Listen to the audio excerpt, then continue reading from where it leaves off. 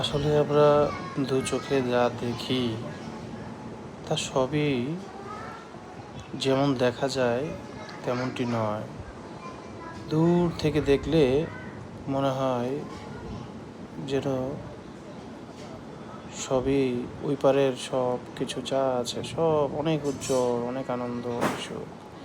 তো কাছে যান, কাছে গিয়ে দেখেন তার মধ্যেও দাগ আছে, তার মধ্যেও কালো মেঘ ছেয়ে আছে, অন্ধকার হয়ে আছে। তাই যে কোনো কিছুই চোখে যা দেখলেই তার উপরে আস্থা বিশ্বাস করা যায় না। আগে তার খুব কাছে যেতে হবে, তাকে বুঝতে হবে, তাহলে প্রকৃত চেহারা, প্রকৃত রূপ, তার সুখ দুঃখ অবস্থান সম্পর্কে প্রকৃত ধারণা পাওয়া যাবে।